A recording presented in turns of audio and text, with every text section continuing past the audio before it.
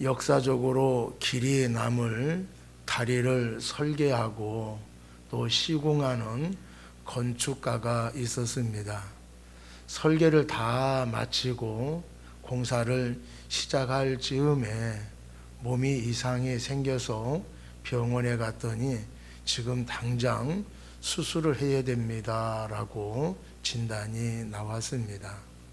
수술을 하면은 다리를 지금 건설을 해야 되는데 본인이 나가서 주의를 할 수가 없잖아요. 그래서 큰 걱정이 되어졌는데 다행히도 자기를 믿고 따르고 또 이 사람이 신임할 수 있는 사람이 있어서 그 사람을 불러서 설계도를 주고 이 설계대로 무슨 일이 있다 하더라도 이 설계대로 그대로 다리를 건축했으면 좋겠다라고 부탁을 했습니다. 이 후임자가 그 설계도를 받아들고 공사를 시작을 했습니다. 그리고 건축가는 수술을 다 마치고 회복하는 기간 동안에 이 다리가 완성되었다라는 이야기를 들었습니다. 그래서 너무나 기뻐서 퇴원을 하고 그 다리가 있는 자리를 찾아가서 보는 순간 눈물이 쏟아지고 말았습니다. 너무나 멋있는 다리가 세워졌고 자기가 설계한 그대로 다리가 세워진 것입니다. 그래서 후임자의 손을 꼭 붙잡고 고맙네. 내가 설계한 그대로 공사해 주어서 고맙네 라고 인사를 건넸다고 합니다. 하나님의 성전을 우리가 건축하는 데 있어서 하나님의 말씀대로 지어져야 할 것입니다. 우리의 신앙도 하나님이 원하시는 대로 하나님이 기뻐하신 대로 건축해 나가야 될 것입니다. 그렇게 해야만이 하나님께서 우리의 신앙의 모습을 보면서 내가 원하는 대로 신앙이 아름답게 지어져 가고 있구나라고 칭찬해 주실 줄로 믿습니다. 오늘 본문의 말씀은 솔로몬이 성전을 이제 다 짓고 나서 성전 내부에 공사하는 그러한 내용으로 이루어지고 있습니다. 성전은 크게 세 부분으로 나누어지고 있는데 성소와 지성소와 또 뜰로 이렇게 나눠져 있습니다. 오늘 본문은 이 성전 내부 중에서도 지성소에 대해서 아주 세밀하게 말씀해 주고 있습니다. 이 지성소가 하나님이 임재하는 곳인데 이곳을 다 금으로 꾸며졌다 이렇게 말씀을 하고 있습니다. 그리고 이 지성소가 의미하는 것이 무엇인가를 오늘 집중적으로 한번 살펴보려고 합니다. 오늘 첫 번째로 지성소를 먼저 만들었다라고 말씀을 하고 있습니다. 16절에 보면은 또 성전 뒤쪽에서부터 20규빗 되는 곳에 마루에서 천장까지 백향목 널판으로 가로막아 성전의 내소 곧 지성소를 만들었으며 우리는 이 말씀을 통해서 성전 내부 공사를 하는 데 있어서 성전 뒤쪽에 있는 지성소로부터 성전 내부 공사가 시작되었다라고 하는 것을 말씀해 주고 있습니다. 성전 내부는 두 부분으로 나눠져 있습니다.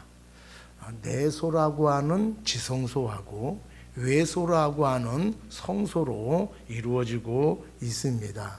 성소에는 떡상이 있고 분향단이 있고 촛대가 있습니다. 그리고 제사장들이 매일 순번에 따라 이 성소에 들어와서 봉사를 하게 되어집니다. 그리고 성전 안에 있는 모든 기구들 또 놓여져 있는데 이런 물건들 역시 하나님께 봉사하고 세상을 섬기는 역할들로 예표되고 있다라고 하는 것을 우리가 알아야 됩니다. 그런 의미에서 성소는 봉사의 장소다라고 하는 것을 알 수가 있습니다. 반면에 지성소에 들어가게 되어지면은 거기에는 언약궤가 있지요. 그리고 언약궤 뚜껑이 있는데 그 뚜껑에는 스랍이라고 하는 천사가 거기에 있습니다. 그리고 거기를 속죄소다 이렇게 부릅니다.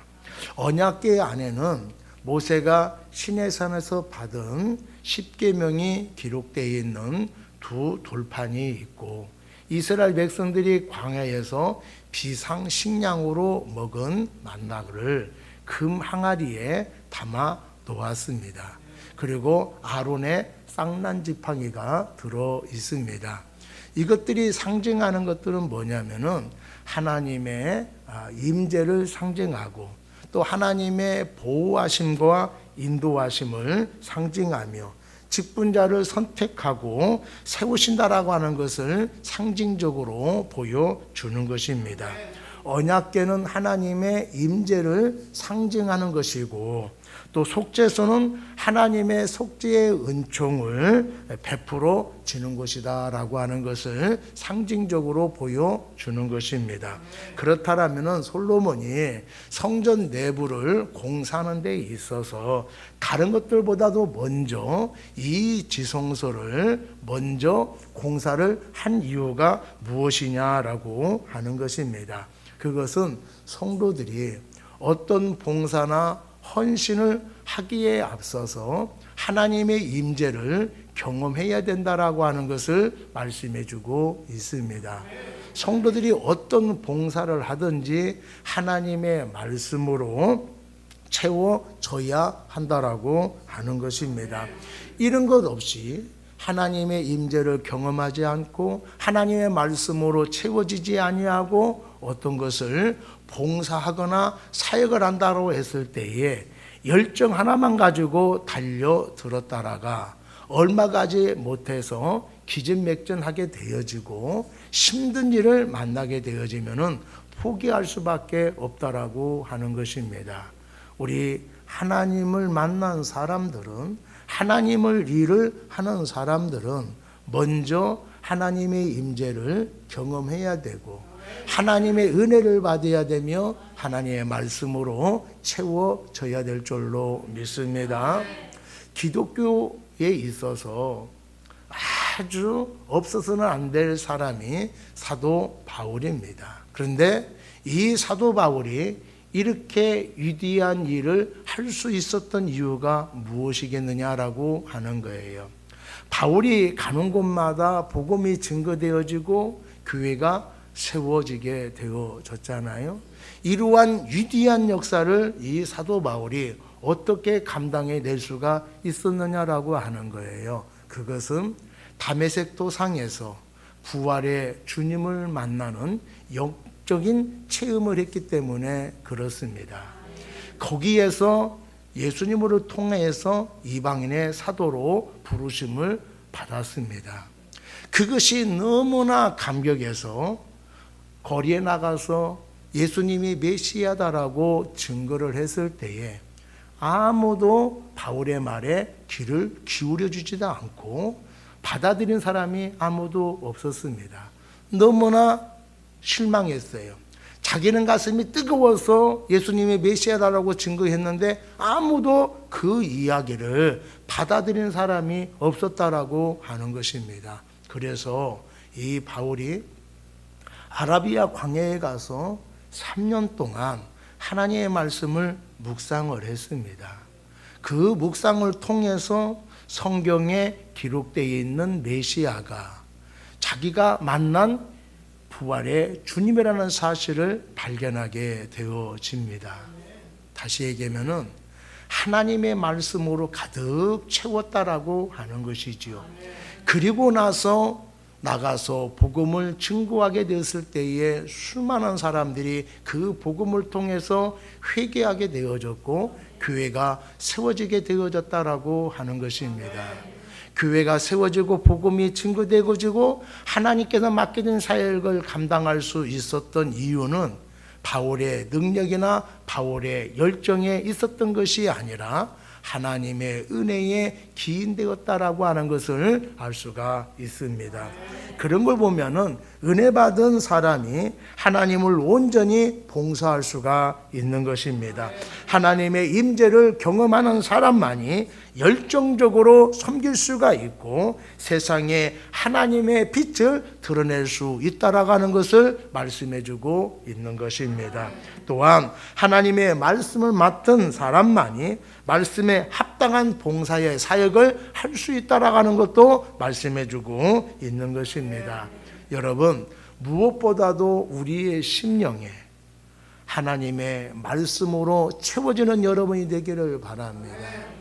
우리의 심령에 거룩하신 성령의 충만함으로 채울 수 있는 여러분이 되기를 바랍니다. 어떤 사람이든지 내 심령의 말씀으로 채우고 성령이 충만하게 되어지면은 어떤 것을 맡겨준다 하더라도 그것을 넉넉히 감당할 수 있는 사람이 되어줄 줄로 믿습니다. 20절 21절 말씀에 보면은 그 내소 안에 길이가 20규빗이요 너비가 20규빗이요 높이가 20규빗이라 정금으로 입혔고 백향문 제단에도 입혔더라.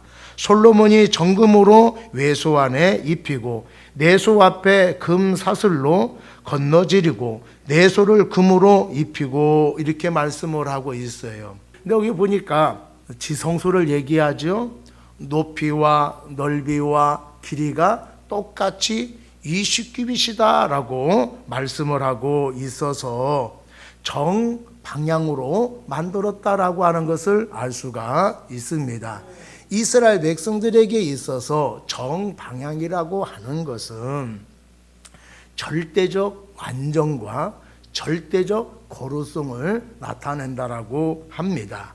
하나님이 임재에 계신 이 지성소이기 때문에 하나님의 완전성과 거룩성을 나타내기 위해서 정방향으로 만들었다라고 하는 것입니다. 그리고 성소와 지성소 할 것 없이 내부 전체를 금으로 다 입혔다라고 말씀을 하고 있습니다.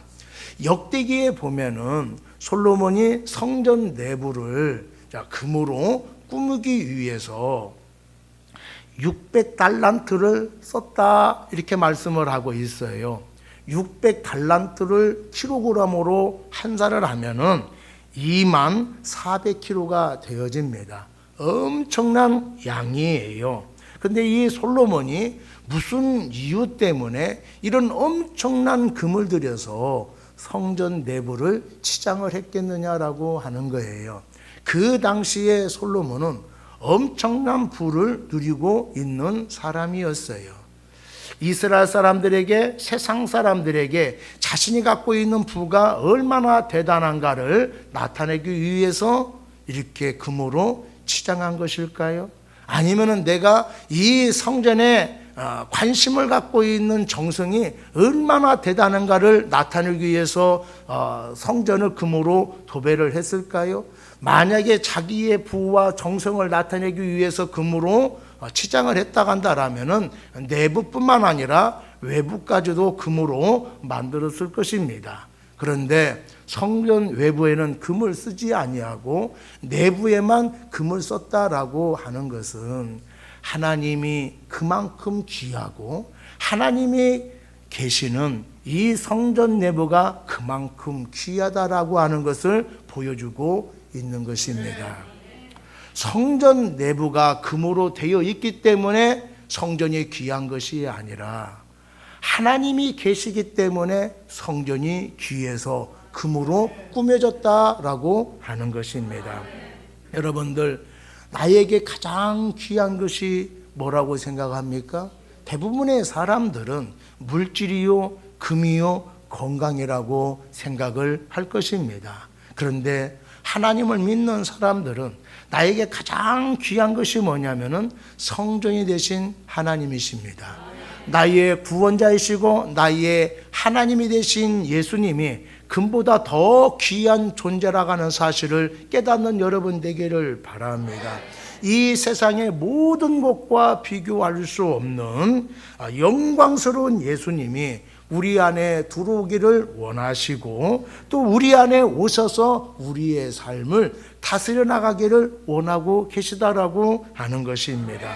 보배로운 예수님으로 우리들의 심령을 새롭게 갖고 나갈 수 있는 여러분이 되기를 바랍니다. 금보다 귀한 예수님으로 우리의 심령을, 우리의 인생을 꾸며나가게 되어지면은 이 세상의 어떤 것보다도 귀한 존재가 내가 되어지는 거예요. 사랑하는 여러분, 세상의 것으로 채우고 세상의 것으로 꾸며가는 것이 아니라 하나님의 것으로, 하나님의 말씀으로 우리의 신앙과 우리의 인생을 꾸며나갈 수 있는 여러분이 되기를 바랍니다. 그러면은 내가 보잘것없는 사람이라 할지라도 이 세상에 내놔도 부끄러움 없는 우리 인생이 되어줄 줄로 믿습니다. 두 번째로 2개의 그룹을 만들었다 이렇게 말씀을 하고 있습니다. 27절 28절 말씀에 보면은 솔로몬이 내소 가운데에 그룹을 두었으니 그룹들의 날개가 퍼져 있는데 이쪽 그룹의 날개는 이쪽 벽에 닿았고 저쪽 그룹의 날개는 저쪽 벽에 닿았으며 두 날개는 성전의 중앙에서 서로 닿았더라. 그가 금으로 그룹을 입혔더라 이렇게 말씀을 하고 있습니다. 2개의 그룹은 하나님 곁에서 하나님을 섬기고 보좌하는 천사를 형상화한 것입니다. 이런 자세를 만드는 것은 항상 하나님을 섬기고 보좌하는 그런 뜻을 담기 위해서 날개를 펴게 한 것입니다. 언약궤의 뚜껑을, 속죄소를 이렇게 천사의 모습으로 만드는 것은 언약궤를 신비롭게 하기 위해서 이렇게 만든 것이 아닙니다. 이것은 하나님을 섬길 때에 천사가 날개를 펴서 항상 그렇게 하나님을 보좌하고 섬기듯이 우리들도 하나님을 그렇게 섬겨야 된다라고 하는 것을 말씀해 주고 있는 것입니다. 하나님께서 우리의 삶에 가장 원하고 계시는 것이 바로 이런 헌신이라고 하는 것을 우리가 알아야 됩니다. 하나님은 우리들에게 몇 개의 의로운 삶을 통하여서 하나님을 영화롭게 하는 것을 원하는 것이 아니라 우리의 삶 전체를, 우리의 온 인격을 다하여서 하나님을 영화롭게 하는 것을 원하고 계시다라고 하는 것입니다. 참된 성도라고 하면은 세상 사람과 달리 거룩한 삶을 추구하며 구별된 삶을 살면서 오직 하나님의 영광만을 위해서 살게 되어진다라고 하는 것입니다. 교회를 건축하는 현장에 많은 기술자들이 있습니다. 어떤 사람이 한 기술자에게 당신은 어떻게 해서 이곳에 와서 일하게 되었습니까? 라고 물으니까 이 사람이 대답하기를 저는 우리 식구들을 먹여 살리기 위해서 이곳에 와서 일하고 있습니다 라고 대답을 했어요. 다른 사람에게 똑같은 질문을 했습니다. 당신은 왜 여기에서 일하고 있습니까? 라고 이야기하니까 이 일이 제게 적성이 맞습니다. 이는 일할 때마다 제가 큰 보람을 느낍니다. 이렇게 대답을 했어요. 또 다른 사람에게 물었습니다. 당신은 어떻게 여기 와서 일하게 되었습니까? 라고 이야기하니까 나는 이 일을 통해서 하나님께 영광을 돌리고 있습니다. 나는 무엇을 하든지 하나님의 영광을 위해서 합니다. 라고 말을 하더라라는 얘기예요. 똑같은 일을 하고 있는데 어떤 사람은 먹기 살기 위해서 일을 하고 어떤 사람은 자기의 적성에 맞아서 일을 하고 어떤 사람은 하나님의 영광을 위해서 일을 하더라라고 하는 거예요. 사랑하는 여러분, 내가 무슨 일을 하든지 항상 하나님의 영광을 위해서 할 수 있는 우리 모두가 되기를 바랍니다. 하나님께서 하나님의 형상을 통해서 사람을 왜 만드셨을까요? 하나님께서 만드는 어떤 피조물보다도 하나님의 형상을 가진 인간들 통해서 영광받기를 원하셔서 인간들을 만들었다라고 하는 것을 우리가 기억을 해야 돼요. 하나님은 우리를 통해서 하나님의 성품을 갖고 있는 사람들을 통해서 찬송하고 영광받기 위해서 우리를 만드셨다라고 하는 것입니다. 사랑하는 여러분, 그럼 우리가 해야 할 일이 무엇입니까? 내가 어떤 상황에 있든 내가 무슨 일을 하든 하나님께 영광을 돌리는 것이 우리의 삶의 목적이고 하나님께서 그 목적을 위해서 나를 구원해 주셨다라고 하는 것입니다. 우리가 이것을 잊지 아니하고 늘 하나님을 영광스럽게 할 수 있는 우리 모두가 되기를 바랍니다. 우리의 삶은 무엇을 추구하고 있습니까? 하나님은 나를 통해서 영광받기를 원하시고 있는데 우리는 무엇을 추구하고 살아가고 있느냐라고 하는 거예요. 어떠한 사람이든지 하나님을 만난 사람이라 한다라면, 예수님을 통해서 구원받은 사람이라 한다라면 하나님을 영화롭게 할 수 있는 우리 모두가 되기를 바랍니다. 세 번째로 문짝과 안뜰을 만들었다 이렇게 말씀을 하고 있습니다. 32절에 보면은 감람나무로 만든 그 두 문짝에 그릇과 종려와 핀꽃을 아로 새기고 금으로 입히되 그 그릇과 종려에 금으로 입혔더라라고 말씀을 하고 있습니다. 이 교회 신전에 가 보면은 신전 중앙에 또 가장 좋은 위치에 큰 신상을 만들어 놨어요. 그래서 거기에 신상에 절을 하기도 하고 또 그 신상에 복을 빌기도 하지요. 그런데 하나님이 계신 성전에는 하나님의 형상이 없습니다. 아무 형상은 없지만은 성전 벽에다가 스랍들을 그려놓고 새겨놓았고 또 종려나무 또 핀꽃을 형상화됐다라고 말씀을 하고 있습니다. 근데 벽에만 그런 형상을 새겨놓은 것이 아니라 문에도 새겨놨다라고 말씀을 하고 있습니다. 성전에 문이 있다는 얘기예요. 그 문에 스랍과 종려와 또 활짝 핀 꽃을 새겨놓았다라고 하는 것입니다. 성전의 문은 세상과 단절을 의미하고 있는 것입니다. 그런데 그 문이 닫혀 있는 것이 아니라 열려지게 만들어졌어요. 하나님은 제약된 세상과 단절되어지지만은 그 안에 들어오는 모든 사람들에게 구원을 베풀어 주시는 하나님이라는 것을 말씀해 주고 있는 것입니다.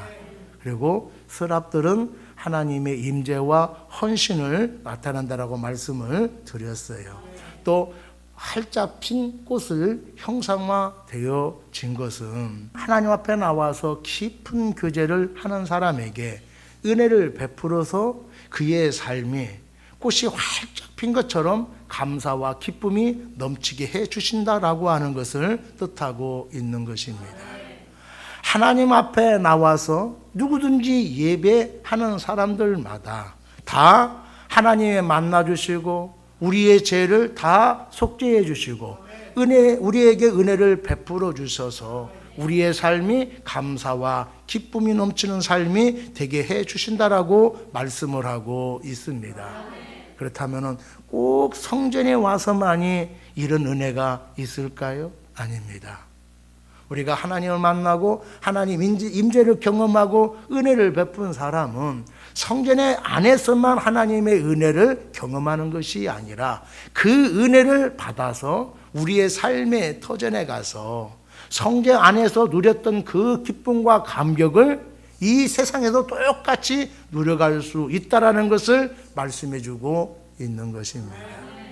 사랑하는 여러분, 하나님의 성전에 와서 하나님의 임재를 경험하시고 하나님의 은혜를 받아서 우리의 삶 속에서 기쁨과 감사가 넘쳐날 수 있는 우리 모두가 되기를 바랍니다. 36절에 보면은 또 다듬은 돌 3켜와 백향모 두꺼운 판자 1켜를 둘로 안뜰을 만들었다, 이렇게 말씀을 하고 있습니다. 성전 건물을 다 완성하고 제일 마지막에 뜰을 만들었다라고 말씀을 하고 있어요. 일반 백성들은 성전 안에 들어갈 수가 없고 제사장만 성전 안에 들어갈 수가 있습니다.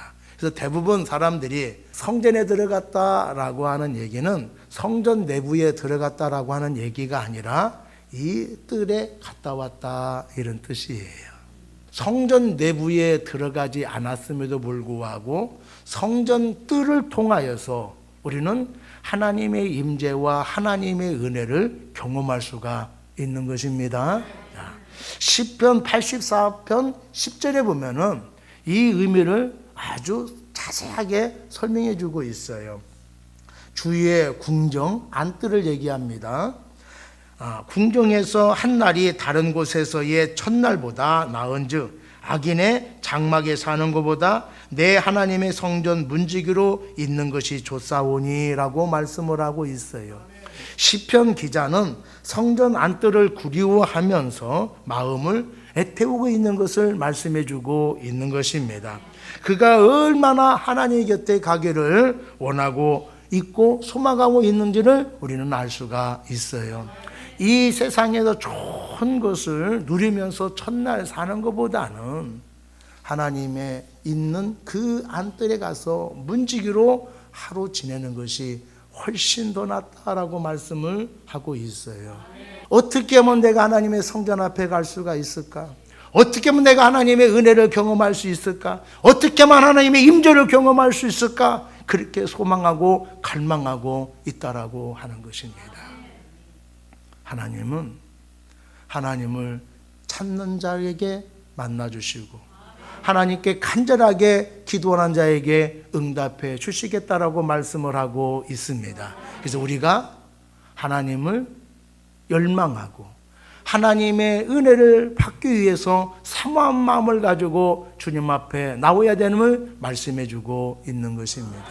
어떤 사람은 교회에 와서 오늘 교회 오는 곳마다 다른 곳에 갔었으면 좋을 텐데 라고 생각하는 사람도 있을 것이고, 어떤 사람은 다른 데 가지 않고 오늘 교회 오기 잘했다라고 하는 사람도 있을 거예요. 어떤 사람은 교회에 왔지만은 하나님의 임재와 은혜를 경험하지 못하고 되돌아가는 사람도 있을 것입니다. 그런데 여러분, 이거 생각하셔야 돼요.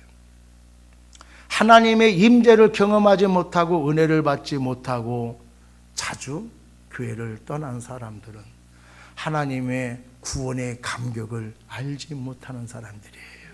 그리고 하나님과 깊은 교제를 통해서 하나님의 응답과 하나님의 음성을 들어본 사람이 아닙니다. 그리고 내가 하나님의 일을 할 때에 기쁨으로 내가 봉사를 해야 되는데 그 기쁨도 만끽하지 못하게 되어지는 거예요.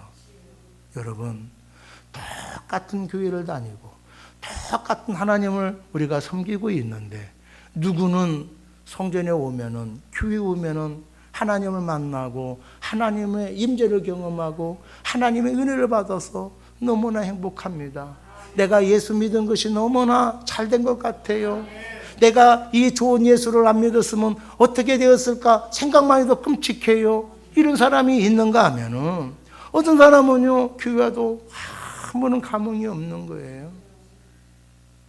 여러분, 내가 신앙생활 하면서 하나님 임재를 경험하기를 원합니까?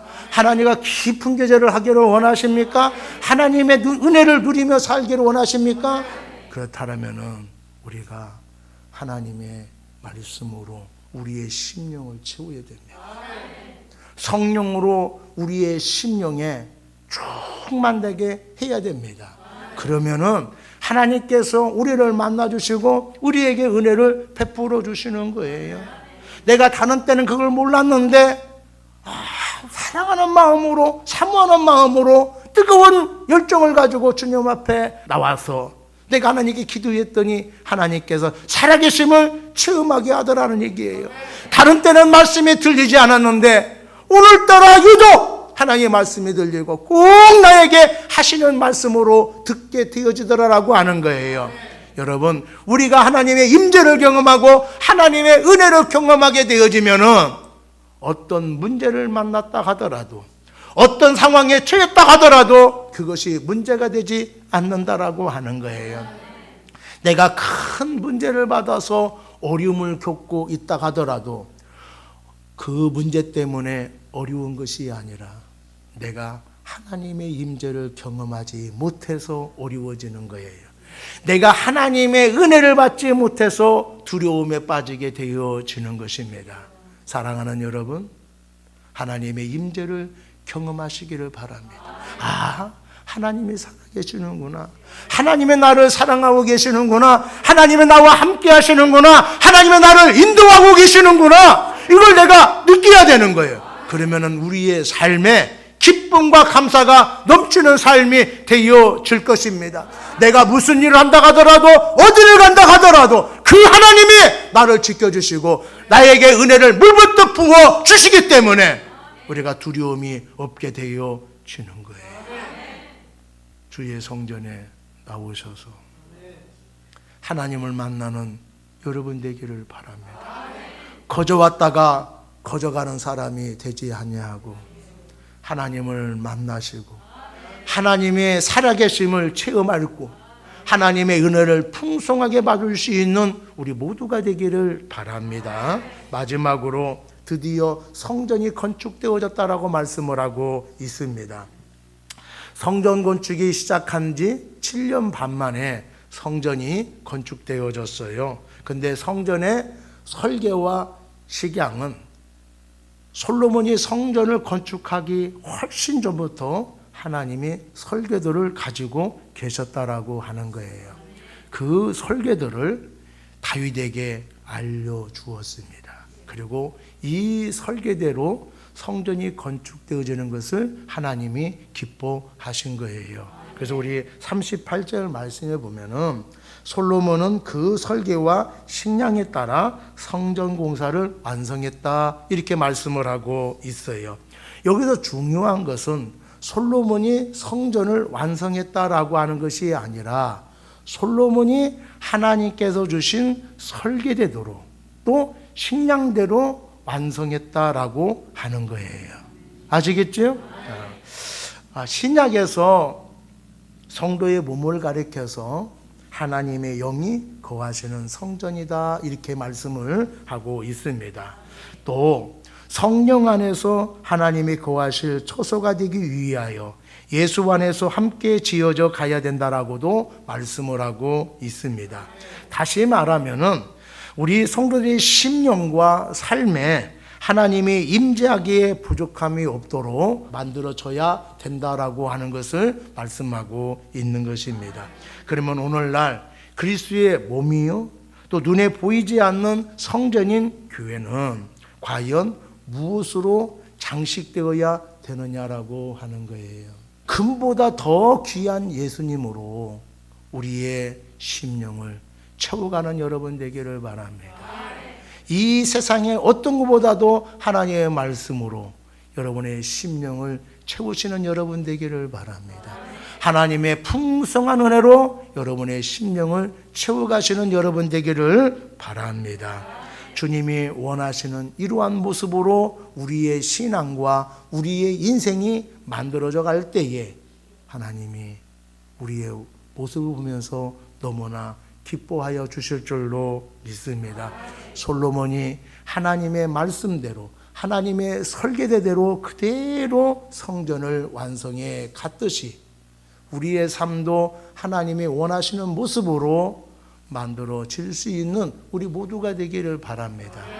내가 원하는 대로, 내가 하고 싶은 대로 우리 신앙의 모습이 만들어지는 것이 아니라 힘들고 어렵지만은 하나님이 원하시는 대로 하나님께서 우리에게 말씀해 주신 대로 그렇게 만들어갈 수 있는 우리 모두가 되기를 바랍니다. 그렇다면 세상 사람들이 우리의 모습을 보면서 영광스럽게 거룩하게 범접할 수 없는 그런 사람으로 인정하게 되어줄 줄로 믿습니다.